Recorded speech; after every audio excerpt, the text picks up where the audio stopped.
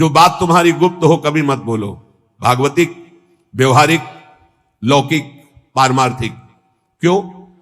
लोग उपहास करेंगे, तुम्हारी बात की गहराई को नहीं समझ पाएंगे। अगर आपसे कोई गलती भी हो गई है तो महापुरुषों से बोलो, संसारियों से नहीं। हमें लगता है बोलने की जरूरत नहीं, वो खुद जान जाएंगे, वो कृपालु हैं, वो हमें संभाल लेंगे। संदेह वाली वस्तु, संदेह वाले व्यक्ति, संदेह वाला आचरण कभी मत करो। जिस व्यक्ति पर संदेह हो कभी मत मिलो, जिस वस्तु में संदेह हो कभी मत खाओ, जिस आचरण पर संदेह हो प्रमाणित ना हो कभी मत करो। बहुत ध्यान से सुनना है, बहुत जरूरी है। हम आपके लिए भोग बना करके लाए हैं और आपकी दृष्टि में तत्काल अंदर आया, नहीं पाना चाहिए, बिल्कुल नहीं पाना, चाहे अमृत हो, हटाओ उसको, बिल्कुल नहीं पाना। ये भागवतिक संकेत होते हैं। जिस व्यक्ति के मिलने में संदेह लगे, ये हमें कम समझ में आया, कभी नहीं मिलना चाहिए। जिस वस्तु में संदेह हो जाए कभी नहीं पाना चाहिए। जिस क्रिया में संदेह हो जाए कभी नहीं करना चाहिए। भगवत मार्ग के पथिक को जो बात अपनी गुप्त हो उसे कभी प्रकाशित नहीं करना चाहिए। भविष्य की चिंता भक्त नहीं करता। अगर भविष्य की चिंता कल क्या होगा तो तुम शरणागति में कलंक हो। लाभ और हानि ये हमारे सामने कोई मान्यता नहीं रखते। इसमें हम प्रभु के विधान को देखकर प्रसन्न होते हैं। दूसरे की चर्चा कभी मत छेड़ो, दूसरे की बात मत करो। हर समय प्रसन्न रहो, ध्यानस्थ रहो। रजोगुणी तमोगुणी भोजन चाहे जितना सुंदर दिखाई दे कभी मत पाओ। रजोगुणी तमोगुणी लोग चाहे जितना सुंदर व्यवहार करे कभी सहवास मत करो, इनका दूर रहो। ये महापुरुषों के वचन है। यदि तुम्हारे पास कोई भोग सामग्री संग्रह हो गई है तो वो तुम्हारे धर्म के सेवन के लिए, दूसरों के हित के लिए, तुम्हारे भोग के लिए नहीं है। ये ओछी प्रवृत्तियों वाले पर संदेह वृत्ति रखो। गलत आचरण करने वाले, ओछा बात बोलने वाले, इन पर कभी प्रियता नहीं रखनी चाहिए। बहुत बड़ी हानि होती है, पक्का समझ लें, बहुत बड़ी हानि होती है। यह हर उपासक को सावधान रहना चाहिए, चाहे स्त्री शरीर हो चाहे पुरुष शरीर हो। जहां कहीं ओछी प्रवृत्ति, देखो एक दृष्टि में पता चल जाता है कि यह सामने वाला कैसे देख रहा है, कैसी हरकत है, कैसा, एक दृष्टि में। भगवान ने इतना ज्ञान तो सबको दिया है कि एक मिनट में, एक दृष्टि में फाइनल हो जाएगा कि आदमी संग करने लायक है या नहीं लायक है। या ये चाहे कोई भी हो, कोई भी हो, एक दृष्टि में पता चल जाता है। ओछी प्रवृत्ति पर अंकुश रखो, ना किसी का संग और ना अपने अंदर ओछी प्रवृत्ति। प्रभु प्रेम प्राप्ति के लिए गले पड़ना होता है महापुरुषों के। गले लगना नहीं, गले पड़ना होता है। गले पड़ना और गले लगना में अंतर है। गले पड़ने का मतलब होता है अब आपके सिवा हमारे पास कोई साधन नहीं है, अब आप ही हमारे प्रेम प्राप्ति के साधन भी हो और साध्य भी हो। ऐसे गुरुजन महापुरुषों का आश्रय लिया जाता है। प्रभु प्रेम प्राप्ति के लिए महापुरुषों के पीछे पड़ जाओ, गले पड़ जाओ। वो देख ले कि अभी हमारे पिंड छोड़ने वाला नहीं, दुत्कारे फटकारे तो भी नहीं, तो निश्चित भगवत प्रेम प्राप्त हो जाता है, क्योंकि भगवान उनके हृदय में जागृत हो चुके हैं। ना तुम्हारे अंदर घबराहट होनी चाहिए, ना कोई उतावलापन होना चाहिए। धैर्य, सात्विकता का अनुसरण करने वाला, भगवत दर्शन की अभिलाषा रखने वाला बड़ा गंभीर स्वभाव का होता है, बड़ा धैर्यवान होता है। जल्दी उसके धैर्य को कोई तोड़ नहीं सकता। ऐसे ही साधक को परम सिद्धावस्था की प्राप्ति होती है। जब तुम्हारे कहीं कोई पाप कर्म करने का अवसर आवे तो शर्मा जाओ, लज्जा कर लो, धिक्कार है अपने को, हटो वहां से। जब कोई गलत बोलने का अवसर आवे तो मौन, दांती पीस लो। ऐसे गलत बोलने का अवसर आवे दांती पीस लो। जबान है ही नहीं हमारे, बोलते रहते, दांत कस के दबाए रहना, बोलना नहीं। अगर बोला तो गड़बड़ हो जाएगा। जैसे गलत करने का अवसर आवे तो मानसिक धिक्कार देना, है धिक्कार है तुझे, क्या सोच रहा है तू, गलत करना चाहता है। गलत बोलने का अवसर आवे तो दांती पीस लो, ऐसे दंत, राधा राधा राधा, अंदर से बोलना नहीं। ये देखो परमार्थ के लिए, बिल्कुल ऐसे। और जब कहीं तुमसे कोई गलती पड़ जाए तो शर्माओ मत, फिर क्षमा मांग लो।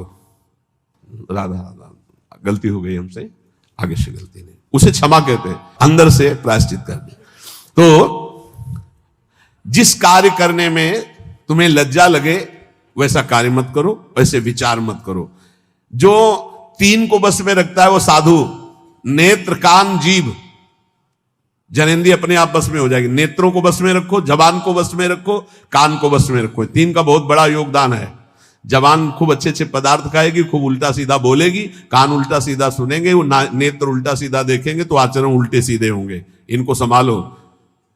तीन, रसना, श्रवणेन्द्री और रसेंद्री। रसना कटो जो अन्न रटो, निरख अन्न फुटो ने नेत्रेंद्री, और श्रवण फुटो कान। नेत्र, कान, जीभ, तीन को जो सुधार लेता है वो साधु हो जाता है। 100 समाधि और श्मशान, इनमें सा है। अगर समाधि को प्राप्त नहीं हुए तो 100 और श्मशान आराम से आपको मिल जाएंगे। मानव जीवन समाधि प्राप्त करने के लिए, समाधि जिसकी बुद्धि समता में युक्त होकर, बड़ा आनंद का विषय है। जैसे स्वप्न में चले गए ना आप, ऐसे लीला में चले जाओगे, बड़ा आनंद का विषय। मान लो हमारी बात, स्वप्न तो स्वप्न ही है, लीला तो फिर बहुत आनंद। बस आखिरी फल है वृंदावन का, लीला में प्रवेश हो जाना, लीला पात्र बन जाना। बहुत जल्दी लाभ मिलता है वृंदावन में। श्री भगवान महायोगेश्वर हैं, करुणा करके बता रहे हैं कि उपासक यज्ञ के द्वारा ही परम पद को प्राप्त होता है। कल कई यज्ञों का वर्णन सारांश में किया गया था। ब्रह्म यज्ञ, प्रत्येक कर्म में कर्ता करण क्रिया पदार्थ सब कुछ ब्रह्म रूप है, ऐसा अनुभव करना ब्रह्म यज्ञ, जो कल वर्णन हुई थी। ब्रह्मार्पणम ब्रह्म हविर् ब्रह्माग्नो ब्रह्मणाहुतम ब्रह्मविद्यम गंतव्यम ब्रह्म कर्म समाधिना। इसी को भगवद अर्पण रूपी यज्ञ की व्याख्या कल की थी। संपूर्ण क्रियाएं, संपूर्ण पदार्थ भगवान के हैं और भगवान के लिए कर रहे, ये भगवद अर्पण रूपी यज्ञ है। और एक अभिन्नता रूपी यज्ञ का वर्णन किया था। असत से सर्वथा विमुख होकर परमात्म स्वरूप में अभेद भाव से तन्मय हो जाना, ये मैं ब्रह्म स्वरूप हूं, ये सबसे बड़ी ब्रह्म यज्ञ का वर्णन हुआ था। कर्तव्य कर्म रूपी यज्ञ का वर्णन हुआ। केवल दूसरों के लिए ही सुख का संपादन जो करते हैं वो कर्मयोगी कर्तव्य कर्म रूपी यज्ञ करते हैं। संयम रूपी यज्ञ का सारांश में कल छोटे छोटे श्लोकों में वर्णन था। एकांत काल में अपनी इंद्रियों को विषय में प्रवृत्त ना होने देकर परमात्मा में लगाना, ये संयम रूपी यज्ञ है। विषय हवन रूपी यज्ञ, व्यवहार काल में इंद्रियों का विषयों से संयोग होने पर उनमें राग द्वेष पैदा ना होना और परमात्मा स्वरूप में स्थित रहते हुए विषयों का सेवन करना, ये विषय हवन रूपी यज्ञ है। समाधि रूपी यज्ञ, मन बुद्धि सहित संपूर्ण इंद्रियां प्राणों की क्रियाओं को रोककर ज्ञान से प्रकाशित सम में स्थित हो जाना, रेचक कुंभक प्राणायाम आदि का जो वर्णन था।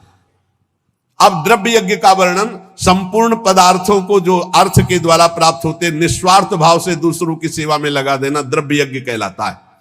तपो यज्ञ, अपने कर्तव्य का पालन करने के लिए काम क्रोध लोभ मोह मद मत्सर इन सब के वेगों को सहकर इंद्रिय और मन को प्रसन्नता पूर्वक भगवान में लगाना, हर वेग को सहकर, इसे तपो यज्ञ कहते हैं। एक योग यज्ञ है, कार्य की सिद्धि असिद्धि में फल प्राप्ति में हर्ष शोक न होना, समान भाव रखना, सुख दुखे समय कृत्वा लाभा लाभो जया जयो, ये योग सिद्धि है, ये योग यज्ञ है। स्वाध्याय रूप ज्ञान यज्ञ, शास्त्रों का स्वाध्याय करना, नाम जप करना, नाम कीर्तन करना, ये स्वाध्याय ज्ञान रूप यज्ञ है। प्राणायाम पूरक कुंभक रेचक प्राणायाम यज्ञ है। स्तंभ वृत्ति प्राणायाम रूप यज्ञ, नियमित आहार करते हुए प्राण और अपान को अपने आप में रोक देना स्तंभ वृत्ति रूपी यज्ञ कहलाती है। इतनी यज्ञों का वर्णन कर सारांश में होगा। इसके बाद भगवान कहते हैं यज्ञ शिष्टामृत भुजो यान्ति ब्रह्म सनातनम नायम लोकोस्ति यज्ञस्य कुतोन्यः कुरुषोत्तमो। हे कुरुवंशी श्रेष्ठ अर्जुन, यज्ञ से बचे हुए अमृत का अनुभव करने वाले सनातन परब्रह्म परमात्मा को प्राप्त होते हैं। यज्ञ ना करने वाले मनुष्य के लिए ये मनुष्य लोक भी सुखदायक नहीं, फिर परलोक कैसे सुखदायक होगा। तो भगवान का यहां क्या कथन है, यज्ञ शिष्टामृत भुजो यान्ति ब्रह्म सनातनम। निष्काम भाव से तुम्हारे पास जितनी भी वस्तु सामग्री है परिवार और समाज की सेवा में लगा देना, और जो आपको सेवा के बाद बच रहा उसका सेवन करते हैं। एक ऐसा और एक दूसरा, श्री भगवान को विराजमान करके, सब श्री भगवान की वस्तु है, जो भी प्रसाद पाए भगवान को अर्पित करके, वो यज्ञाशिष्ट अमृत भुजो है, वो अमृत भोजन है। मरने वाली सब वस्तुएं अमृत कैसे अनुभव करा सकती हुई? अमृत भगवान है। जब हम भोग लगा देते हैं तो वो प्रसाद अमृत हो जाता है। ऐसे तो अमृत वस्तुएं हैं, सब मृत्यु लोक की जितनी भी वस्तुएं समृत हैं, सब नष्ट होने वाली, पर जब हम प्रभु को अर्पित कर देते हैं तो वो प्रसाद हो जाता है, चरणामृत हो जाता है, उच्छिष्टामृत हो जाता है।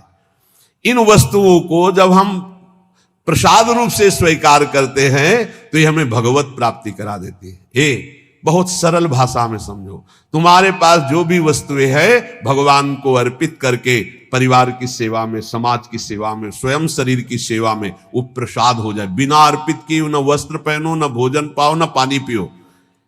क्योंकि भगवान कहते हैं जो यज्ञ से अवशिष्ट वस्तुओं का भोग करता है वही परम पद को प्राप्त होता है, ब्रह्म को प्राप्त होता है। यज्ञ ना करने वाला मनुष्य लोक में नहीं सुखी रहेगा, फिर परलोक की बात क्या है?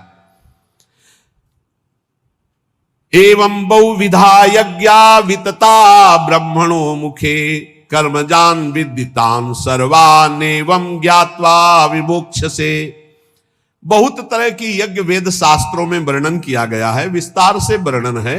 उन सब यज्ञों को कर्मजन्य जान। इस प्रकार जो यज्ञ को जानता है वो कर्म बंधन से मुक्त हो जाता है। कोई भी कर्म भगवान को बिना समर्पित किए नहीं रहना चाहिए, और भगवान को पाप कर्म समर्पित नहीं किया जाता। कोई भी पदार्थ भगवान को समर्पित किए बिना नहीं पाना चाहिए, और भगवान को सात्विक भोग संपन्न करके ही भोग लगाया जाता है। उसमें तामसिक बिल्कुल नहीं, इसीलिए प्याज लहसुन तक मना किया गया है। भगवान को हम वही अर्पित कर सकते हैं जो शास्त्र प्रमाणित है, मनमानी नहीं। जैसे किसी ने हमको दिखाया था मोबाइल में कि एक गोपाल जी को ये सब्जी को वेज कहते हैं और बिना वो उसको क्या कहते हैं, हाँ, उसका भोग लगाते हुए दिखाया था कि हमारे गोपाल जी तो सब नरक की प्राप्ति होगी। ध्यान रखना, राक्षसी प्रवृत्ति का प्रयोग मनमानी मत करो कि तुम्हें कोई डांटने वाला नहीं, तो घर में गोपाल जी विराजमान कर लिए तो जो मना है सो कर सकते हो। नहीं दिखाना चाहिए, नहीं देखना चाहिए, नहीं करना चाहिए, ऐसा बिल्कुल नहीं करना चाहिए। ऐसा तो राक्षस भी नहीं करते थे। आप तिलक लगाए हो, आप कंठी बांधे हो और आप ठाकुर जी को राक्षसी भोग लगा रहे हो, कहते हो हमारे गोपाल जी जो मनाएगा सो हम खवाएंगे। ऐसा नहीं, ऐसा नहीं, मनमानी नहीं। तस्मात् शास्त्रम प्रमाणम ते कार्य कार्य व्यवस्थित हो। ऐसा करोगे तो ठाकुर जी को फिर जो भाएगा वो करेंगे, और उनको जो भाता है तो सारी माया उन्हीं की भावना है। ध्यान रखना, उनकी मुस्कुराहट से माया पैदा हुई, उनकी पीठ से अधर्म पैदा हुआ है, उनकी छाती से धर्म पैदा हुआ है। कैसे मनमानी आचरण कर सकते हैं आप ठाकुर जी को वही कर्म अर्पित कर सकते हैं जो शास्त्र सम्मत है। आप वही भोग लगा सकते हैं जो संत सम्मत है। ऐसे नहीं मनमानी, आपकी मनमानी आचरण नहीं। गोपाल जी भी वही करते हैं जो बोलते हैं। गोपाल जी भी संतों की बात की रक्षा करते हैं। ऐसा नहीं कि मनमानी तुम करो सबकी अवहेलना करके। तुम्हारे घर में तुम जाओ और श्री विग्रह खरीद लो और मनमानी व्यवहार करो तो आप क्या समझते हो? भगवत पार्षद आपको दंड दे देंगे। समय आने पर देख लेना, फिर न तुम्हें गोपाल जी दिखाई देंगे और न कोई भगवान की कृपा दिखाई देगी। मनमानी आचरण नहीं। कहीं भी कोई अपने घर में ठाकुर जी ले गए तो सर्वांतर्यामी भगवान की उपासना संतों के अनुसार करो, शास्त्र के अनुसार करो, नहीं तो ना इस लोक में सुखी रहोगे ना परलोक में सुखी रहोगे। एवं बहुविधा यज्ञा वितता ब्रह्मणो मुखे। जो शास्त्र में वर्णन किया गया वैसे किया जाता, मनमानी आचरण नहीं किए जाते। हमें बहुत दुख हुआ जो उन्होंने दिखाया कि वो तिलक भी लगा था और कहते कि हमारे घर में ठाकुर जी, हमारे ठाकुर जी, भाई हम तो जैसा चाहेंगे वैसा पाएंगे, हम अपने बेटे को जैसे पवा सकते हैं। वसुदेव देवकी जी से कहा था ध्यान रखना मैं तुम्हारा पुत्र बन रहा हूं, लेकिन ये ध्यान रखना मैं कौन हूं, मैं ब्रह्म हूं, ब्रह्म की प्रतिष्ठा हूं, तुम्हारा बालक बन रहा हूं, इतना जरूर ध्यान रखना, नहीं तुम मेरी माया से मोहित हो जाओगे। ये ध्यान रखना मैं ब्रह्म हूं। इसीलिए जहां जिस भक्त के यहां भगवान पुत्र बने तो पहले भगवान के रूप में प्रकट हुए कि तुम हम जब पुत्र बनेंगे ना तो तुम हमारी महिमा नहीं जान पाओगे, पहले देखो। जब कौशल्या जी ने देखा ओ अद्भुत भगवान, तब माता पुनि बोली सोमति डोली तजहु ताते रूपा की जैसे सुलीला। आपने वरदान दिया था कि मैं बालक बनूंगा, तब बालक बन गए। सुन बचन सुजाना रोदन ठाना होई बालक स्वरूप। वो सिद्ध महापुरुषों को तो आदेश कर रहे हैं कि ध्यान रखना मैं ब्रह्म हूं, तुम्हारा बालक बनने जा रहा हूं, और तुम गोपाल जी को मनमानी आचरण करवाओगे। ऐसा नहीं है, कभी ऐसा नहीं। वैष्णव पद्धति से सेवन करो ठाकुर जी की। ये कलिकाल कैसा दुष्ट स्वभाव पैदा हो रहा है कि हम मूर्ति खरीद ले, श्री विग्रह खरीद ले और जैसा अनाचार दुराचार चाहे वैसा भोग लगावे, जैसा चाहे व्यवहार करें, नरक की प्राप्ति होगी, पक्का समझ लो।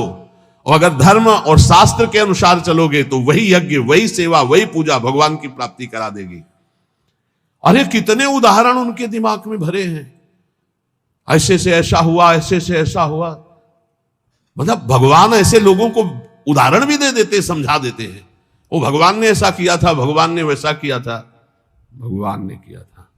एक कोयला मुंह में जला के जबान में रखो, फिर बोल के दिखाओ भगवान ने आग पी थी, तुम पियोगे आग? पूरा दावानल पी गए थे, भगवान ने गिरिराज जी उठाए, भगवान ने जो किया तुम कुछ कर सकते हो क्या? देवराजेंद्र घुटनों में आकर के बैठ गया था जब वर्षा की थी। और एक ओला सहने की सामर्थ्य नहीं, वो पूरा खंबे की धार बरसा रहा था, पूरे ब्रजमंडल की रक्षा ठाकुर जी ने गिरिराज उठा के की। सुदर्शन चक्र ऊपर ही सब सोख लेता, नीचे कुछ एक बूंद भी गिरिराज जी की तलहटी में पानी न जाने पावे, इसलिए सर्प का जो वासुकी शेषनाग ऐसे मंडलाकार मेड़ बनाए हुए थे। भगवान भगवान है। ये आजकल कलयुगी भगत भगवान को ऐसे अशुद्ध भोग लगाने की चेष्टा करते। हम जो खाएंगे भगवान, तुम क्यों खाओगे? तुम क्यों खाओगे? जब भगवान विराजमान किए हो तो उसी मर्यादा से भोग लगाओ। नहीं, तुम जो खाओगे भगवान को खाओगे तो भगवान ने जो जो बनाया वो तुमको भी भोगना पड़ेगा। नरक भी बनाया मेरे भगवान ने, बड़े बड़े भयंकर रोग बनाए, बड़े बड़े भयंकर दंड बनाए। होश में चलो। तस्मात् शास्त्रम, ये भगवान के वचन है। तस्मात् शास्त्रम प्रमाणम ते कार्याकारो व्यवस्थितो। देखो भगवान ही बोल रहे हैं ये श्लोक। एवं बहुविधा यज्ञा वितता ब्रह्मणो मुखे। ब्रह्मणों कहते हैं वेदज्ञों को, वेद कहते हैं जो समस्त जानकारी को प्रदान करता है।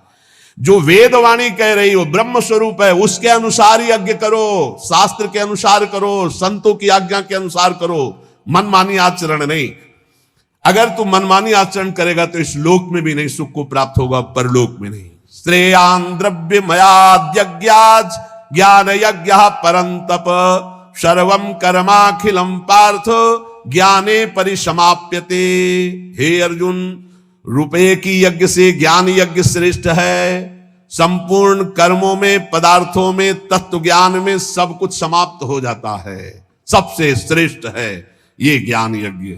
मैं कौन हूं, मेरा क्या कर्तव्य है, मैं क्यों जन्म लिया हूं, इसी की जानकारी करने के लिए रोज सत्संग हो रहा है। हम भगवान के हैं, हमारा लक्ष्य भगवत प्राप्ति, या हम भगवत स्वरूप है, हमारा लक्ष्य भगवत स्वरूप में स्थित हो जाना। दुर्भाग्य है उनका जिनको भगवान ने सुविधा दी है। हृदय की बात कहता हूं, दुर्भाग्य है उनका जिनके मोटे गद्दे हैं, एसी है, खान पान की भारी व्यवस्था है, सब कुछ। दुर्भाग्य है उनका। सौभाग्य है उनका जिनका उदर पोषण के लिए ब्रजवासियों के टूक का भरोसा हो, या जो गुरुदेव व्यवस्था कर दे और रूखा सूखा खा के जमीन पर शयन करके रात दिन दिनचर्या में लगे। सौभाग्य है उनका। घोर घोर विपत्ति वृंदावन में आ जाए या घोर घोर विकार हो जाए तो भी तुम विचलित मत होना, वृंदावन को मत छोड़ना। मारब्ध क्षय मावसई तदथ विक्रियाम आरब्ध प्रारब्ध।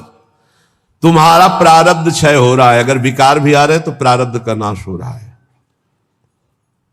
किसी विषय पर किसी ने पूछा, ऐसा क्यों हो रहा है हमारे संग, ऐसा क्यों हो रहा है?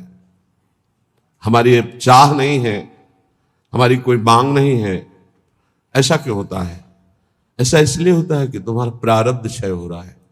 जिस दिन प्रारब्ध क्षय हो जाएगा तो मांगने पर भी नहीं मिलेगा। चाहे दुख हो या सुख, मांगो तुम दुख तो मिल जाएगा क्या? ऐसे सुख मांग रहे हो मिल जाएगा क्या? बस धैर्य पूर्वक अपने प्रारब्ध क्षय का इंतजाम। मारब्ध क्षय मां वसई तदथ। वृंदावन वास करते हुए अपने प्रारब्ध क्षय को केवल देखो। दुख आ रहा है, प्रारब्ध क्षय हो रहा है, सुख आ रहा है, प्रारब्ध क्षय हो रहा है। न दुख में हमें दुखी होना, न सुख में फूलना है। तो तन्नाथो सदा खेलय, ये बड़ी बात है। पूरे श्लोक का भाव, ये देह अस्मिन देहे कुत्सिते, ये देह बड़ी गंदी है, इससे प्यार मत करो। अपनी देह से तो औरों देह से प्यार होगा ही नहीं। त्यज वृथाध्यासम यतः, इसका अध्यास छोड़ो कि मैं स्त्री हूं, मैं पुरुष हूं। झूठा है, न तो स्त्री न पुरुष है। संस्मृति घोरा चिंतय चिद घनम, ये घोर फंसाने वाली स्मृति है कि मैं स्त्री हूं, मैं पुरुष हूं। तू चिद घनम, तू चिदानंद स्वरूप है। निज बपु, तेरा सहचरी रूप है। सर्वंच वृंदावने, ये संपूर्ण वृंदावन में महाप्रेम रस का रसास्वादन कराने वाला निज बपु तेरा सहचरी स्वरूप है। इसलिए इस स्वरूप की प्राप्ति के लिए घोरा संत विपत्ति कोटे तुम याहिनो विक्रिया मारब्ध क्षय मावसई तद तन्नाथो सदा खेल है। जो अपने प्रारब्ध भोग को भोगता हुआ, क्षय करता हुआ, शरीर भाव में नहीं स्थित है। शरीर भाव का त्याग कर स्वरूप भाव का चिंतन करता रहता है। निज वपु सर्वंच वृंदावने, संपूर्ण वृंदावन में अपने निज वपु में ही कि मैं श्री जी की दासी हूं, मैं सहचरी हूं। इस ठसक में तो बोले तन नाथो सदा खेले, वो युगल किशोर के साथ खेलने का अधिकार प्राप्त कर लेता है। ये वृंदावन प्रदान करता है।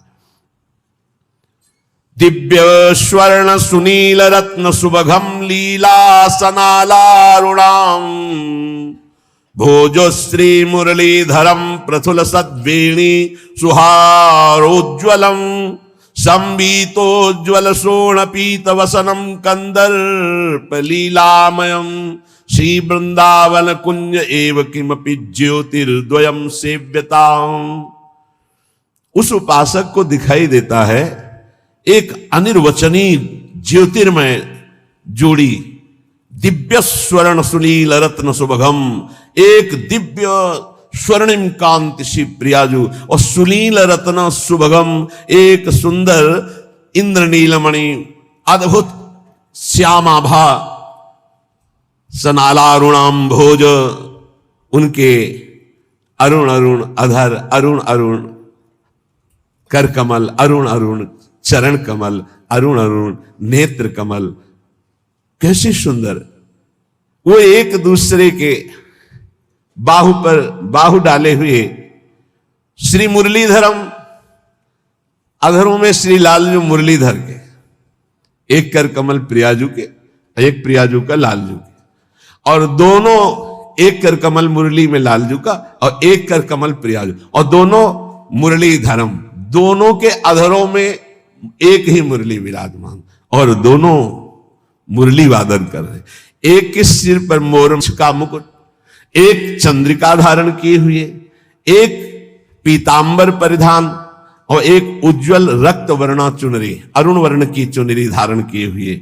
ऐसे श्री युगल सरकार का साक्षात्कार उस उपासक को होता है जो ऊपर चर्चा हुई। राधा कृष्णो परम कुतुकाद्य लता पादपानाम, चित्वा पुष्पादिकमुर्विधम श्लाघमानो जुषाते। कभी कभी कौतुक श्री प्रिया प्रीतम लताओं से कहते झुक जा, मुझे पुष्प लेना, वो डाल झुक जाती। ये चिदानंद लताएं है। प्रिया प्रीतम पुष्प चयन करते, प्रिया प्रीतम, और एक दूसरे के ऊपर पुष्प डालकर ऐसे खेलते हैं।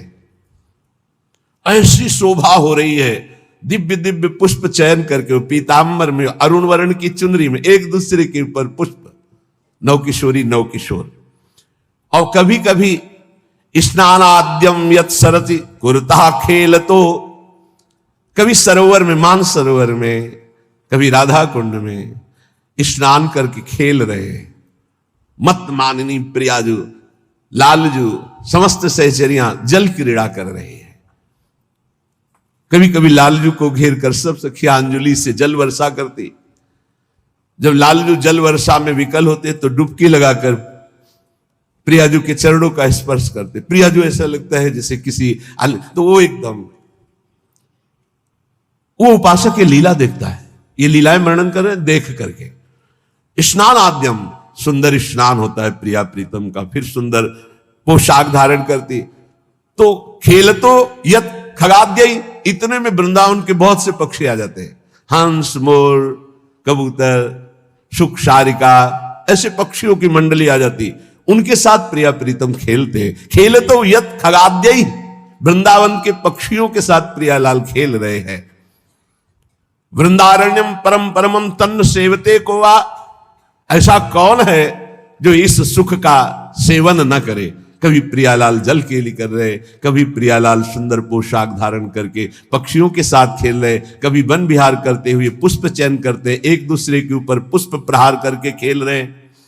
आबाल्यम जल सेचनेन वर्णे नावाल निर्माणतः, स्वेन श्रीकर पल्लवेन मृदुना श्री राधिका माधव। छोटे छोटे जब फूलों के पौधे या तमाल आदि के, तो दोनों प्रिया प्रीतम वृंदावन की रज से उसके थाला बनाते हैं। आबाल्यम और जल सेचनम, यमुना जी से इतनी सखिया होने पर भी स्वयं प्रियालाल जल लाते हैं और वृंदावन की लता का सिंचन करते हैं। कैसी सौभाग्यशाली वृंदावन की। आबाल्यम जल सेचनेन, प्राय वर्णन आया है कि प्रिया जो अपनी स्नेह दृष्टि से वृंदावन की लताओं का सिंचन करती, पर आज एक श्लोक में वर्णन करे आबाल्यम, छोटे छोटे जो पौधे हैं, लताएं हैं, उनको आसपास थाला रच का बना करके और प्रियालाल स्वयं जल से उन लताओं का सिंचन करते हैं। वर्णे नावाल निर्माणतः स्वेन श्री कर पल्लवेन मृदुना श्री राधिका माधव, थाला बनाकर जल सींचकर और अपने हाथ से इसे दुलार करते हैं। वृंदावन की लता राधा करावचित पल्लव स्वयं श्री कर पल्लवेन मृदुना श्री राधिका माधव, मृदुल मृदुल स्पर्श प्रिया प्रीतम का। इसीलिए इन लताओं का सेवन साक्षात प्रिया प्रीतम के प्रेम की प्राप्ति का स्वरूप है। श्री बिहारिन देव जी ने कहा बिना रज और पल्लव लताओं का सेवन किए कोई प्रेम नहीं प्राप्त कर सकता। प्रेम पदार्थ दूर है बिन से रज रूख, रूख माने लताएं। यान संवरद विवाह नव्य कुसुमाद्यालोक के संदर्भ भी। फिर बड़ी सुंदर लीला होती। तमाल का वृक्ष है और एक कंचन बेली है। सुंदर पहले जल के थाला बनाए गए, जल सींचा गया, दुलार किया, और फिर तमाल के वृक्ष को पीतांबर उड़ा दिया गया और बेली में सुंदर चुनरी उड़ा दी गई और समस्त सखियों के साथ ब्याहुला कर रहे प्रिया प्रीतम लताओं का। यान संवर्ध विवाह नव्य कुसुमाद्यालोक के संदर्भ में भी फूली हुई लताएं सुंदर सजा करके एक को पीतांबर एक को चुनरी उड़ा दी गई और सुंदर ब्याहुला हो रहा है।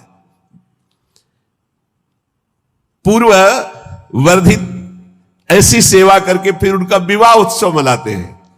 फिर उन्हीं के नीचे समीप बैठ करके दोनों सखियों के साथ संदर्भ में भी हास परिहास करते, जैसे दूल्हा दुल्हन से हास परिहास किया जाता और मोदते बड़े आनंदित हो रहे प्रिया प्रीतम। सुलता तरुण तान वृंदावनीयान नुमहा, वो लताएं प्रिया प्रीतम के चरणों में झुक जाती हैं। इतना प्यार, इतना दुलार, इतना सुख मिलता है कि तो श्रीपाद कह रहे हम ऐसी वृंदावन की लताओं को बार बार नमस्कार करते हैं जो हमारे प्रिया प्रीतम को ऐसा सुख प्रदान करते हैं। बहुत प्यार करो यहां की लताओं को।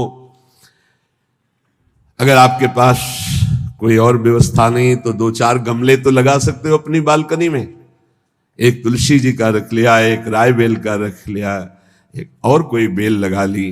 बहुत छोटे छोटे पुष्प के ऐसे पौधे, और अपनी जब सेवा से उसमें 5 पुष्प भी हुए और वो जब अपने राधा नाम में चढ़ाओगे, श्री जी में चढ़ाओगे, बहुत बड़ी बात हो जाएगी। लाखों रुपए के बाहर के पुष्प मंगा कर श्रृंगार करो, हमारे प्रिया प्रीतम को उतना सुख नहीं मिलता। सच्ची मान लेना, जो वृंदावन के 5 रायबेल के पुष्पों से मिल जाएगा, जो वृंदावन के 5 हर श्रृंगार के फूलों से मिल जाएगा। ये बहुत बहुत ही सौभाग्य का विषय है कि अपनी कुंज में पुष्प प्रकट हो और वो हम श्री जी को अर्पित करें।